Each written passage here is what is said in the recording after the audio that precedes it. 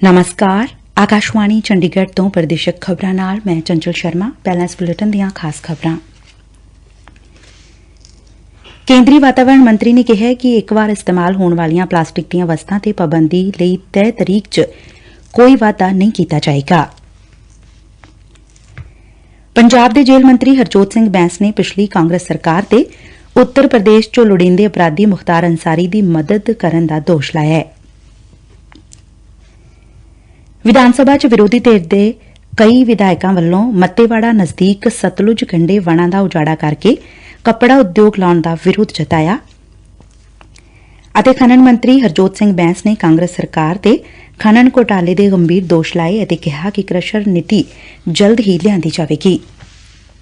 ਹੁਣ ਖਬਰਾਂ ਵਿਸਥਾਰ ਨਾਲ। ਕੇਂਦਰੀ ਵਾਤਾਵਰਣ ਵਣ ਅਤੇ ਜਲਵਾਯੂ ਪਰਿਵਰਤਨ ਮੰਤਰਾਲੇ ਨੇ 1 ਜੁਲਾਈ ਤੋਂ ਦੇਸ਼ ਭਰ ਵਿਚ ਇੱਕ ਵਾਰ ਇਸਤੇਮਾਲ ਹੋਣ ਵਾਲੀਆਂ ਵਸਤਾਂ ਤੇ ਪਾਬੰਦੀ ਲਗਾ ਦਿੱਤੀ ਐ। ਵਾਤਾਵਰਣ ਮੰਤਰੀ ਭੁਪੇਂਦਰ ਸਿੰਘ ਯਾਦਵ ਨੇ ਕਿਹਾ ਕਿ ਪਛਾਣੀਆਂ ਗਈਆਂ ਇੱਕ ਵਾਰ ਇਸਤੇਮਾਲ ਹੋਣ ਵਾਲੀਆਂ ਪਲਾਸਟਿਕ ਦੀਆਂ ਵਸਤਾਂ ਤੇ ਪਾਬੰਦੀ ਲਈ ਤੈਅ ਤਰੀਕ 'ਚ ਕੋਈ ਵਾਧਾ ਨਹੀਂ ਕੀਤਾ ਜਾਏਗਾ। ਕਾਬਿਲੇ-ਗੌਰ ਹੈ ਕਿ ਫਲਾਂ ਦੇ ਰਸ ਦੇ ਛੋਟੇ ਪੈਕੇਟ ਅਤੇ ਡੇਅਰੀ ਉਤਪਾਦ ਬਣਾਉਣ ਵਾਲੇ ਉਤਪਾਦਕਾਂ ਨੇ ਪਲਾਸਟਿਕ ਦੇ ਸਟਰਾਅ ਤੇ ਪਾਬੰਦੀ ਦੀ ਹੱਦ 'ਚ ਵਾਧਾ ਕਰਨ ਦੀ ਮੰਗ ਕੀਤੀ ਸੀ। ਸ਼੍ਰੀ ਯਾਦਵ ਨੇ ਕਿਹਾ ਕਿ ਸਰਕਾਰ ਵੱਲੋਂ ਪਹਿਲਾਂ ਹੀ ਪਲਾਸਟਿਕ ਦੀਆਂ ਵਸਤਾਂ ਤੋਂ ਦੂਜੀਆਂ ਵਸਤਾਂ ਵੱਲ ਜਾਣ ਲਈ 11 ਮਹੀਨਿਆਂ ਦਾ ਸਮਾਂ ਦਿੱਤਾ ਗਿਐ। ਉਨੂਾਂ ਦੱਸਿਆ ਕਿ ਇਹ ਕਦਮ ਪਲਾਸਟਿਕ ਦੇ ਕੂੜੇ ਤੋਂ ਹੋਣ ਵਾਲੇ ਪ੍ਰਦੂਸ਼ਣ ਨੂੰ ਰੋਕਣ ਲਈ ਚੁੱਕਿਆ ਗਿਐ। ਜਿਨ੍ਹਾਂ ਵਸਤਾਂ ਦੇ ਨਿਰਮਾਣ, ਦਰਾਮਦ, ਭੰਡਾਰਨ, ਵੰਡ, ਵਿਕਰੀ ਅਤੇ ਵਰਤੋਂ ਤੇ ਪਾਬੰਦੀ ਲਾਈ ਗਈ ਹੈ, ਉਨੂਾਂ ਵਿੱਚ ਪਲਾਸਟਿਕ ਦੀਆਂ ਏਅਰਬਡਸ, ਪਲਾਸਟਿਕ ਦੇ ਝੰਡੇ, ਪਲਾਸਟਿਕ ਸਟਿਕ, ਕੈਂਡੀ ਅਤੇ ice cream stick, thermocol, polythene, plastic ਦੀਆਂ ਪਲੇਟਾਂ, ਕੱਪ, ਗਲਾਸ, ਚਮਚੇ, ਮਿਠਾਈਆਂ ਦੇ ਡੱਬੇ, ਚਾਕੂ, ਪੈਕਿੰਗ ਫਿਲਮਾਂ, ਸੱਦਾ ਪੱਤਰ ਅਤੇ ਸਿਗਰਟ ਦੇ ਪੈਕੇਟ ਸ਼ਾਮਲ ਨੇ। ਪੰਜਾਬ ਦੇ ਜੇਲ੍ਹ ਮੰਤਰੀ ਹਰਜੋਤ ਸਿੰਘ ਬੈਂਸ ਨੇ ਅੱਜ ਸਦਨ 'ਚ ਪਿਛਲੀ ਕਾਂਗਰਸ ਸਰਕਾਰ ਤੇ ਉੱਤਰ ਪ੍ਰਦੇਸ਼ 'ਚ ਲੋੜੀਂਦੇ ਅਪਰਾਧੀ ਮੁਖਤਾਰ ਅੰਸਾਰੀ ਨੂੰ ਪਨਾਹ ਦੇਣ ਦਾ ਦੋਸ਼ ਲਾਇਆ। ਉਨੂਾਂ ਕਿਹਾ ਕਿ ਇੱਕ ਜਾਲੀ FIR ਦਰਜ ਕਰਕੇ ਮੁਖਤਾਰ ਅੰਸਾਰੀ ਨੂੰ ਪੰਜਾਬ 'ਚ ਰੱਖਿਆ ਗਿਆ। ਉਨੂਾਂ ਕਿਹਾ ਕਿ ਪਿਛਲੀ ਸਰਕਾਰ ਵੇਲੇ ਅਮਨ ਕਾਨੂੰਨ ਦੇ ਹਾਲਾਤ ਇਹ ਸਨ ਕਿ ਉਸ ਨੂੰ ਪੰਜਾਬ ਦੀ ਰੋਪੜ ਜੇਲ੍ਹ 'ਚ ਰੱਖ ਕੇ ਅਤ ਮਹੱਤਵਪੂਰਨ ਵਿਅਕਤੀ ਵਾਲੀਆਂ ਸਹੂਲਤਾਂ ਦਿੱਤੀਆਂ ਗਈਆਂ। ਮੰਤਰੀ ਨੇ ਕਿਹਾ ਕਿ ਉੱਤਰ ਪ੍ਰਦੇਸ਼ ਸਰਕਾਰ ਵੱਲੋਂ 26 ਵਾਰ ਉਸ ਦਾ ਵਾਰੰਟ ਕੱਢਿਆ ਗਿਆ, ਪਰ ਉਸ ਨੂੰ ਬਚਾਉਣ ਲਈ ਪੰਜਾਬ ਦੀ ਜੇਲ੍ਹ 'ਚ ਹੀ ਰੱਖਣ ਦਾ ਉਪਰਾਲਾ ਕੀਤਾ ਗਿਆ ਅਤੇ ਸਰਵਉੱਚ ਅਦਾਲਤ ਦਾ ਇੱਕ ਵੱਡਾ ਵਕੀਲ ਕੀਤਾ ਗਿਆ, ਜਿਸ ਦੀ ਫੀਸ ਦਾ ਸਰਕਾਰ ਨੂੰ 55 ਲੱਖ ਰੁਪਏ ਦਾ ਬਿੱਲ ਮਿਲਿਆ। ਉਨੂਾਂ ਨੇ ਅੰਸਾਰੀ ਦੇ ਪਰਿਵਾਰ ਨੂੰ ਵੀ ਜੇਲ੍ਹ 'ਚ ਗੈਰ ਵਾਜਬ ਸਹੂਲਤ ਦੇਣ ਦਾ ਦੋਸ਼ ਲਾਇਆ, ਜਿਸ ਤੇ ਵਿਰੋਧੀ ਧਿਰ ਦੇ ਆਗੂ ਪ੍ਰਤਾਪ ਸਿੰਘ ਬਾਜਵਾ ਅਤੇ ਸਾਬਕਾ ਜੇਲ੍ਹ ਮੰਤਰੀ ਸੁਖਵਿੰਦਰ ਸਿੰਘ ਰੰਧਾਵਾ ਨੇ ਸਬੂਤ ਪੇਸ਼ ਕਰਨ ਜਾਂ ਫਿਰ ਅਸਤੀਫਾ ਦੇਣ ਲਈ ਕਿਹਾ।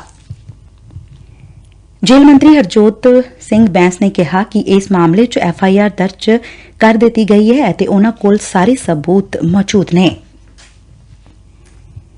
ਪੰਜਾਬ ਵਿਧਾਨ ਸਭਾ 'ਚ ਵਿਧਾਇਕ ਹਰਦੀਪ ਸਿੰਘ ਮੁੰਡੀਆਂ ਵੱਲੋਂ ਜ਼ਿਲ੍ਹਾ ਲੁਧਿਆਣਾ ਦੇ ਪਿੰਡ ਮੱਤੇਵਾੜਾ ਨਜ਼ਦੀਕ ਸਤਲੁਜ ਦਰਿਆ ਦੇ ਕਿਨਾਰੇ ਦੇ ਨਾਲ-ਨਾਲ ਫੋਕਲ ਪੁਆਇੰਟ ਤਿਆਰ ਕਰਨ ਸਬੰਧੀ ਲਿਆਂਦੇ ਗਏ ਧਿਆਨ ਦਿਵਾਊ ਮਤੇ ਦੌਰਾਨ ਉਦਯੋਗ ਲਗਾਉਣ ਲਈ ਵਣ ਉਜਾੜਨ ਦਾ ਸਖ਼ਤ ਵਿਰੋਧ ਕੀਤਾ ਗਿਆ। ਵਿਰੋਧੀ ਧਿਰ ਅਤੇ ਸੱਤਾ ਧਿਰ ਦੇ ਕਈ ਵਿਧਾਇਕਾਂ ਸਮੇਤ ਵਿਧਾਨ ਸਭਾ ਦੇ ਸਪੀਕਰ ਵੀ ਇਸ ਹੱਕ ਵਿੱਚ ਨਹੀਂ ਹਨ ਕਿ ਵਣਾਂ ਦਾ ਉਜਾੜਾ ਕਰਕੇ ਉਦਯੋਗ ਲਗਾਏ ਜਾਣ। ਮੁੱਖ ਮੰਤਰੀ ਭਗਵੰਤ ਸਿੰਘ ਮਾਨ ਨੇ ਇਸ ਮਤੇ ਦੇ ਜਵਾਬ 'ਚ ਕਿਹਾ ਕਿ ਕੇਂਦਰ ਸਰਕਾਰ ਅਤੇ ਰਾਜ ਸਰਕਾਰ ਦੀ ਸਹਿਮਤੀ ਅਤੇ ਸਾਂਝੇਦਾਰੀ ਨਾਲ PM ਮਿੱਤਰਾ ਯੋਜਨਾ ਤਹਿਤ ਤਹਿਸੀਲ ਕੁੰਮਕਲਾਂ ਵਿਖੇ ਟੈਕਸਟਾਈਲ ਪਾਰਕ ਦੀ ਸਥਾਪਨਾ ਲਈ ਕੇਂਦਰ ਨੂੰ ਤਜਵੀਜ਼ ਭੇਜੀ ਗਈ ਹੈ। ਸ਼੍ਰੀ ਮਾਨ ਨੇ ਕਿਹਾ ਕਿ ਇਸ ਯੋਜਨਾ ਨਾਲ ਜਿੱਥੇ ਨਿਵੇਸ਼ ਆਕਰਸ਼ਿਤ ਹੋਵੇਗਾ, ਉੱਥੇ ਹੀ ਨਵੇਂ ਰੋਜ਼ਗਾਰ ਵੀ ਪੈਦਾ ਹੋਣਗੇ। ਉਨੂਾਂ ਕਿਹਾ ਕਿ ਇਸ ਮੰਤਵ ਲਈ 957.39 ਏਕੜ ਜ਼ਮੀਨ ਗ੍ਰਹਿਣ ਕਰ ਲਈ ਗਈ ਹੈ ਅਤੇ ਬਾਕੀ ਰਹਿੰਦੀ ਜ਼ਮੀਨ ਜਲਦ ਹੀ ਗ੍ਰਹਿਣ ਕਰਕੇ 1000 ਏਕੜ ਦੇ ਮਾਪਦੰਡ ਨੂੰ ਜਲਦ ਪੂਰਾ ਕੀਤਾ ਜਾਏਗਾ। ਉਨੂਾਂ ਕਿਹਾ ਕਿ ਵਾਤਾਵਰਣ ਸੰਬੰਧੀ ਕਾਨੂੰਨਾਂ ਦੀ ਪਾਲਣਾ ਕੀਤੀ ਜਾਏਗੀ ਅਤੇ ਇਹ ਯਕੀਨੀ ਬਣਾਇਆ ਜਾਏਗਾ ਕਿ ਰਸਾਇਣਾਂ ਨਾਲ ਦਰਿਆ ਦਾ ਪਾਣੀ ਦੂਸ਼ਿਤ ਨਾ ਹੋਵੇ ਅਤੇ ਲੋਕਾਂ ਦੀ ਸਿਹਤ ਤੇ ਵੀ ਕੋਈ ਬੁਰਾ ਪ੍ਰਭਾਵ ਨਾ ਪਵੇ। ਮੁੱਖ ਮੰਤਰੀ ਦੇ ਜਵਾਬ ਤੋਂ ਬਾਅਦ ਸਪੀਕਰ ਕੁਲਤਾਰ ਸਿੰਘ ਸੰਧਵਾਂ ਨੇ ਵੀ ਇਸ ਤੇ ਕੁਝ ਕਹਿਣਾ ਚਾਹਿਆ, ਪਰ ਫਿਰ ਉਨੂਾਂ ਨੇ ਵਿਰੋਧੀ ਧਿਰ ਦੇ ਆਗੂ ਪ੍ਰਤਾਪ ਸਿੰਘ ਬਾਜਵਾ ਨੂੰ ਬੋਲਣ ਲਈ ਕਿਹਾ। ਸ਼੍ਰੀ ਬਾਜਵਾ ਨੇ ਕਿਹਾ ਕਿ ਉਦਯੋਗ ਲਗਾਉਣਾ ਜ਼ਰੂਰੀ ਹੈ, ਪਰ ਇਸ ਲਈ ਮੱਤੇਵਾੜਾ ਦੇ ਜੰਗਲੀ ਇਲਾਕੇ ਦਾ ਉਜਾੜਾ ਨਹੀਂ ਹੋਣਾ ਚਾਹੀਦਾ। ਸ਼੍ਰੀ ਬਾਜਵਾ ਨੇ ਕਿਹਾ ਕਿ ਕੁਝ ਉਦਯੋਗਪਤੀਆਂ ਦੇ ਕਹਿਣ ਤੇ ਇਹ ਗਲਤ ਕੀਤਾ ਜਾ ਰਿਹਾ ਹੈ। ਸਰਕਾਰ ਵੱਲੋਂ ਇਸ ਲਈ ਸਾਰੀਆਂ ਇਜਾਜ਼ਤਾਂ ਵੀ ਦੇ ਦਿੱਤੀਆਂ ਗਈਆਂ ਨੇ, ਇਸ ਤੇ ਮੁੜ ਵਿਚਾਰ ਕਰਨ ਦੀ ਲੋੜ ਹੈ। ਉਨੂਾਂ ਮੁੱਖ ਮੰਤਰੀ ਨੂੰ ਬੇਨਤੀ ਕਰਦਿਆਂ ਕਿਹਾ ਕਿ ਆਮ ਆਦਮੀ ਪਾਰਟੀ ਦੇ ਕੁਝ ਵਿਧਾਇਕ ਵੀ ਇਸ ਦੇ ਹੱਕ ਵਿੱਚ ਨਹੀਂ ਹਨ। ਪ੍ਰਦੇਸ਼ਕ ਖਬਰਾਂ ਤੁਸੀਂ ਆਕਾਸ਼ਵਾਣੀ ਚੰਡੀਗੜ੍ਹ ਤੋਂ ਸੁਣ ਰਹੇ ਹੋ। ਪੰਜਾਬ ਦੇ ਖਨਨ ਮੰਤਰੀ ਹਰਜੋਤ ਸਿੰਘ ਬੈਂਸ ਨੇ ਅੱਜ ਬਜਟ ਚਰਚਾ ਦੌਰਾਨ ਪਿਛਲੀ ਕਾਂਗਰਸ ਸਰਕਾਰ ਤੇ ਮਾਈਨਿੰਗ ਘੁਟਾਲੇ ਦੇ ਗੰਭੀਰ ਦੋਸ਼ ਲਾਏ ਨੇ। ਸ਼੍ਰੀ ਬੈਂਸ ਨੇ ਕਾਂਗਰਸ ਵਿਧਾਇਕ ਅਮਰਿੰਦਰ ਸਿੰਘ ਰਾਜਾ ਵੜਿੰਗ ਦੀ ਖਨਨ ਤੋਂ 20,000 ਕਰੋੜ ਰੁਪਏ ਇਕੱਠੇ ਕਰਨ ਦੀ ਚੁਣੌਤੀ ਦਾ ਜਵਾਬ ਦਿੰਦਿਆਂ ਕਿਹਾ ਕਿ ਪਿਛਲੀ ਸਰਕਾਰ ਵੱਲੋਂ ਵੱਡੇ ਪੱਧਰ ਤੇ ਬੇਨੀਮੀਆਂ ਕੀਤੀਆਂ ਗਈਆਂ। ਪੰਜਾਬ ਦੇ ਜੰਗਲਾਤ ਖੇਤਰ ਵਿੱਚ ਪੈਂਦੀ ਜ਼ਮੀਨ ਖੱਡਾਂ ਲਈ ਵੇਚ ਦਿੱਤੀ ਗਈ ਅਤੇ ਸੌਦਾ ਕਰਕੇ ਇਹ ਖੱਡਾਂ ਦਿੱਤੀਆਂ ਗਈਆਂ, ਜਿਸ ਵਿੱਚ ਹੇਰਾਫੇਰੀ ਲਈ ਇਹ ਸ਼ਰਤ ਰੱਖੀ ਗਈ ਕਿ ਜੇ ਕੁਝ ਮਾਲ ਨਾ ਨਿਕਲਿਆ ਤਾਂ ਖਨਨ ਦਾ ਠੇਕਾ ਲੈਣ ਵਾਲੇ ਦੀ ਜ਼ਿੰਮੇਵਾਰੀ ਹੋਏਗੀ। ਸ਼੍ਰੀ ਬੈਂਸ ਨੇ ਕਿਹਾ ਕਿ ਗੈਰ ਕਾਨੂੰਨੀ ਮਾਈਨਿੰਗ ਦੀਆਂ ਸ਼ਿਕਾਇਤਾਂ ਆਉਣ ਤੇ 4 ਮੈਂਬਰੀ ਕਮੇਟੀ ਬਣਾ ਕੇ ਮਾਮਲਾ ਖੁਰਦ-ਬੁਰਦ ਕਰ ਦਿੱਤਾ ਗਿਆ। ਕਮੇਟੀ ਦੀ ਰਿਪੋਰਟ ਵਿੱਚ ਇਹ ਕਹਿ ਦਿੱਤਾ ਗਿਆ ਕਿ ਜਿੱਥੇ ਖੱਡਾਂ ਦਿੱਤੀਆਂ ਗਈਆਂ ਨੇ ਉੱਥੇ ਮਾਲ ਹੀ ਨਹੀਂ ਸੀ। ਉਨੂਾਂ ਨੇ ਪਿਛਲੀ ਸਰਕਾਰ ਵੇਲੇ ਖਨਨ ਤੋਂ ਹੋਈ ਆਮਦਨ ਦੇ ਵੇਰਵੇ ਦਿੰਦਿਆਂ ਕਿਹਾ ਕਿ ਉਨੂਾਂ ਨੇ 3 ਮਹੀਨੇ 'ਚ 30 ਕਰੋੜ ਰੁਪਏ ਦੀ ਆਮਦਨ ਹਾਸਲ ਕੀਤੀ ਹੈ। ਕਾਂਗਰਸ ਵਿਧਾਇਕ ਸੁਖਵਿੰਦਰ ਸਿੰਘ ਸੁਖ ਸਰਕਾਰੀਆ ਨੇ ਕਿਹਾ ਕਿ ਉਹ ਪਿਛਲੇ ਅੰਕੜਿਆਂ ਦੀ ਬਜਾਏ ਆਪਣੀ ਕਾਰਗੁਜ਼ਾਰੀ ਤੇ ਧਿਆਨ ਕੇਂਦਰਿਤ ਕਰਨ। ਸ਼੍ਰੀ ਬੈਂਸ ਨੇ ਕਿਹਾ ਕਿ ਉਨੂਾਂ ਦੀ ਸਰਕਾਰ ਵੱਲੋਂ ਗੈਰ ਕਾਨੂੰਨੀ ਖਨਨ ਦੇ ਮਾਮਲੇ 'ਚ 18 ਅਧਿਕਾਰੀਆਂ ਖਿਲਾਫ਼ ਕਾਰਵਾਈ ਕੀਤੀ ਗਈ ਹੈ ਅਤੇ ਸਮਾਬੱਧ ਜਾਂਚ ਦੇ ਹੁਕਮ ਵੀ ਦਿੱਤੇ ਗਏ ਨੇ। ਉਨੂਾਂ ਜ਼ੋਰ ਦੇ ਕੇ ਕਿਹਾ ਕਿ ਜਿਨ੍ਹਾਂ ਨੇ ਭ੍ਰਿਸ਼ਟਾਚਾਰ ਕੀਤਾ ਉਨੂਾਂ ਖਿਲਾਫ਼ ਸਖਤ ਕਾਰਵਾਈ ਹੋਵੇਗੀ। ਸ਼੍ਰੀ ਬੈਂਸ ਨੇ ਕਿਹਾ ਕਿ ਸੂਬੇ 'ਚ ਅਜੇ ਤੱਕ ਕ੍ਰਸ਼ਰ ਨੀਤੀ ਨਹੀਂ ਬਣੀ ਸੀ, ਹੁਣ ਉਹ ਨਵੀਂ ਕ੍ਰਸ਼ਰ ਨੀਤੀ ਲੈ ਕੇ ਆਉਣਗੇ। ਮੰਤਰੀ ਨੇ ਕਿਹਾ ਕਿ ਉਨੂਾਂ ਦੇ ਮਹਿਕਮੇ ਵੱਲੋਂ ਇੱਕ ਵੀ ਨਵਾਂ ਕ੍ਰਸ਼ਰ ਮਨਜ਼ੂਰ ਨਹੀਂ ਕੀਤਾ ਗਿਆ।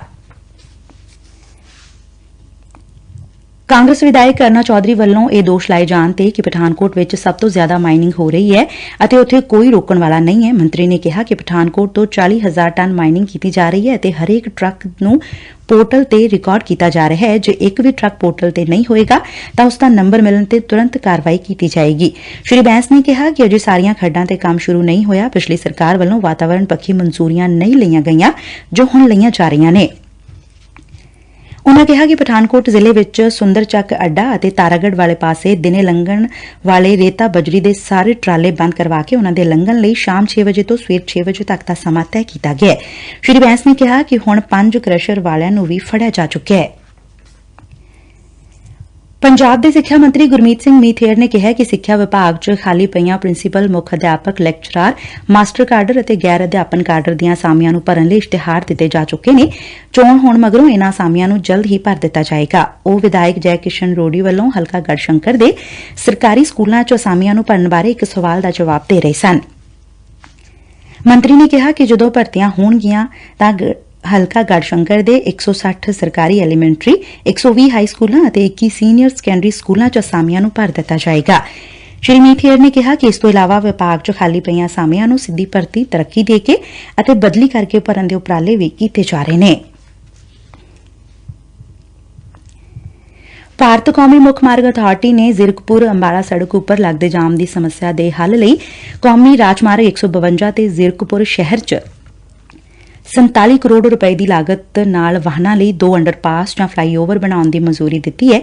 ਪੰਜਾਬ ਦੇ ਲੋਕ ਨਿਰਮਾਣ ਮੰਤਰੀ ਹਰਭਜਨ ਸਿੰਘ ਨੇ ਇਹ ਜਾਣਕਾਰੀ ਵਿਧਾਇਕ ਕੁਲਜੀਤ ਸਿੰਘ ਰੰਧਾਵਾ ਦੀ ਹਲਕਾ ਡੇਰਾਬੱਸੀ 'ਚ ਟ੍ਰੈਫਿਕ ਅਤੇ ਜਾਮ ਦੀ ਸਮੱਸਿਆ ਸਬੰਧੀ ਸਦਨ 'ਚ ਪੇਸ਼ ਕੀਤੇ ਗਏ ਧਿਆਨ ਦਿਵਾਊ ਮਤੇ ਦੇ ਜਵਾਬ 'ਚ ਦਿੱਤੀ। ਉਨੂਾਂ ਸਦਨ ਨੂੰ ਦੱਸਿਆ ਕਿ ਕੇਂਦਰੀ ਸੜਕ ਆਵਾਜਾਈ ਅਤੇ ਟਰਾਂਸਪੋਰਟ ਮੰਤਰਾਲੇ ਵੱਲੋਂ ਹਾਦਸੇ ਵਾਲੀਆਂ 5 ਪਛਾਣੀਆਂ ਗਈਆਂ ਥਾਵਾਂ ਨੂੰ ਸੁਧਾਰਿਆ ਜਾਏਗਾ। ਉਨੂਾਂ ਇਹ ਵੀ ਕਿਹਾ ਕਿ ਵਾਹਨਾਂ ਲਈ ਅੰਡਰਪਾਸ ਜਾਂ ਫਲਾਈਓਵਰ ਦੇ ਨਿਰਮਾਣ ਨੂੰ 18 ਮਹੀਨੇ ਦਾ ਸਮਾਂ ਲੱਗੇਗਾ। ਇਨ੍ਹਾਂ ਪੁਲਾਂ ਦੀ ਉਸਾਰੀ ਸ਼ੁਰੂ ਹੋਣ ਤੋਂ ਪਹਿਲਾਂ ਮੌਜੂਦਾ ਢੋਆ-ਢੁਆਈ ਵਾਲੇ ਮੁੱਖ ਰਸਤੇ ਦੇ ਦੋਵੇਂ ਪਾਸੇ 10.5 ਮੀਟਰ ਚੌੜੀਆਂ ਸਰਵਿਸ ਲੇਨ ਬਣਾਈਆਂ ਜਾਣਗੀਆਂ ਤਾਂ ਜੋ ਉਸਾਰੀ ਦੌਰਾਨ ਵਾਹਨਾਂ ਦੀ ਆਵਾਜਾਈ ਪ੍ਰਭਾਵਿਤ ਨਾ ਹੋਵੇ। ਮੰਤਰੀ ਨੇ ਕਿਹਾ ਕਿ ਫਿਲਹਾਲ ਵਾਹਨਾਂ ਲਈ ਟੇਪਲਾ ਤੋਂ ਬਨੂੜ ਕੌਮੀ ਮੁੱਖ ਮਾਰਗ 205 ਅਤੇ ਬਨੂੜ ਤੋਂ ਜ਼ੀਰਕਪੁਰ ਕੌਮੀ ਮੁੱਖ ਮਾਰਗ 7 ਦਾ ਬਦਲਵਾਂ ਰੂਟ ਹੰਗਾਮੀ ਆਵਾਜਾਈ ਲਈ ਉਪਲਬਧ ਹੈ। ਮੰਤਰੀ ਨੇ ਦੱਸਿਆ ਕਿ ਇਸ ਤੋਂ ਇਲਾਵਾ ਵਧੀਕ ਪੁਲਿਸ ਮਹਾਨਿਦੇਸ਼ਕ ਟ੍ਰੈਫਿਕ ਨੇ ਉਨੂਾਂ ਦੀ ਜਾਣਕਾਰੀ 'ਚ ਲਿਆਂਦਾ ਹੈ ਕਿ ਲੈਲੀ ਰੇਲਵੇ ਫਾਟਕ ਤੋਂ ਭਾਰੀ ਵਾਹਨਾਂ ਨੂੰ ਬਨੂੜ ਵਾਲੇ ਪਾਸੇ ਕੱਢਿਆ ਜਾ ਰਿਹਾ ਹੈ ਅਤੇ ਇਹ ਵਾਹਨ ਲਾਂਡਰਾ ਹੁੰਦੇ ਹੋਏ ਮੋਹਾਲੀ ਅਤੇ ਚੰਡੀਗੜ੍ਹ 'ਚ ਦਾਖਲ ਹੁੰਦੇ ਨੇ।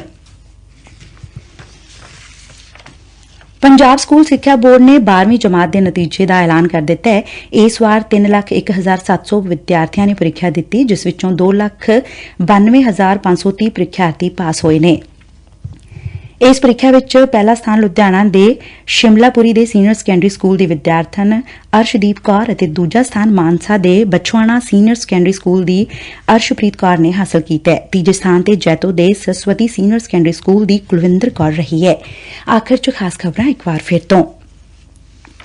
ਕੇਂਦਰੀ ਵਾਤਾਵਰਣ ਮੰਤਰੀ ਨੇ ਕਿਹਾ ਕਿ ਇੱਕ ਵਾਰ ਇਸਤੇਮਾਲ ਹੋਣ ਵਾਲੀਆਂ ਪਲਾਸਟਿਕ ਦੀਆਂ ਵਸਤਾਂ ਤੇ ਪਾਬੰਦੀ ਲਈ ਤੈਅ ਤਰੀਕ 'ਚ ਕੋਈ ਵਾਧਾ ਨਹੀਂ ਕੀਤਾ ਜਾਏਗਾ ਅਤੇ ਖਨਨ ਮੰਤਰੀ ਹਰਜੋਤ ਸਿੰਘ ਬੈਂਸ ਨੇ ਕਾਂਗਰਸ ਸਰਕਾਰ ਤੇ ਖਨਨ ਘੋਟਾਲੇ ਦੇ ਗੰਭੀਰ ਦੋਸ਼ ਲਾਏ ਤੇ ਕਿਹਾ ਕਿ ਨਵੀਂ ਕ੍ਰਸ਼ਰ ਨੀਤੀ ਜਲਦ ਹੀ ਲਿਆਂਦੀ ਜਾਏਗੀ। ਇਸ ਦੇ ਨਾਲ ਹੀ ਪ੍ਰਤੀਸ਼ਤ ਖਬਰਾਂ ਖਤਮ ਹੋਈਆਂ।